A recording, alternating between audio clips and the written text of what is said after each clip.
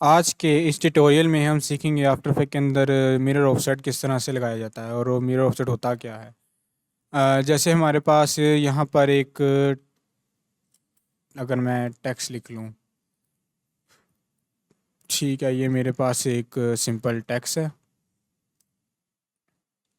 और इसके बाद ये है इस तरह से। अगर मैं ऐड कर लूँ एक अपनी चेन,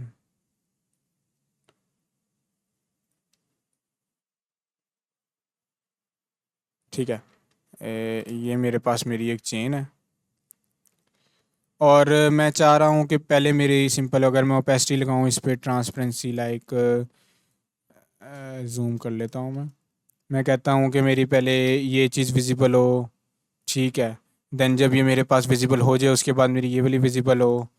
जैसे ओपेसिटी के की फ्रेम अगर मैं लगाऊँ इसको दोबारा से 0, देन 100, फिर उसके बाद मेरी ये विजिबल हो। मीन्स स्टेप बाय स्टेप हमें ये विजिबल हो। ठीक है, तो हम इस तरह इसी आफ्टर इफेक्ट के अंदर की फ्रेम लगाते हैं कि ये हमें इस तरह से स्टेप बाय स्टेप विजिबल होती है कि इस तरह से। सही है।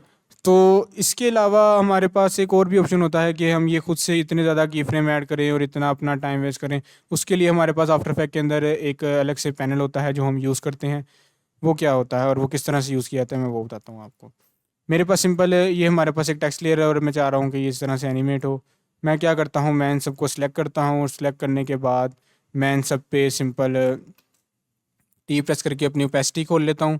अगर आप स्केल, ओपेसिटी या जो भी लगाना चाह रहे हैं, मैं अभी इस ट्यूटोरियल में आपको ओपेसिटी के साथ बता रहा हूँ। तो देखें, मैं सिंपल क्या करता हूँ, मेरी ओपेसिटी पहले 0 और थोड़े से की फ्रेम बाद 100। ठीक है, मेरे पास सिंपल है इस तरह से की फ्रेम विजिबल हो गए हैं, इस तरह से। ठीक है, मैं इन सबको सिलेक्ट करता हूँ। सिलेक्ट करने के बाद मैं अपने विंडो के पैनल में जाता हूँ और विंडो के पैनल में जाने के बाद मेरे पास यहाँ पर लिखा होगा मिरर ऑफसेट। ठीक है, अगर मैं यहाँ पे थोड़ा नीचे आ जाऊँ तो आपको यहाँ पे नज़र आ जाएगा मिरर एंड ऑफसेट। ठीक है, मैं क्या करता हूँ, मैं इस पर क्लिक करता हूँ। अब देखिए, मैं जैसे ही इस पर क्लिक करता हूँ मेरे पास एक ये पैनल विजिबल हो जाता है, मिरर एंड ऑफसेट। ठीक है, तो मैं इसमें किस तरह करता हूँ, मैं सिंपल इसको पहले तो डोंट कॉपी जस्ट मिरर कह देता हूँ। मीन्स कि ये हमारी लेयर डुप्लीकेट नहीं करनी हमें, सिर्फ हमें इसको कॉपीज़ करना है। और मैं यहाँ पर दे देता हूँ कि ये 10 की फ्रेम। मैं इसको 10 की फ्रेम का कह देता हूँ कि ये 10 की फ्रेम बाद मेरी जो है सिंपल शफल हो जाएंगे। ये मैं क्या करता हूँ, मैं सिंपल इसको ऑफसेट कर देता हूँ। सिंपल अपने जो की फ्रेम है सेलेक्ट करने के बाद मैं इनको ऑफसेट करता हूँ।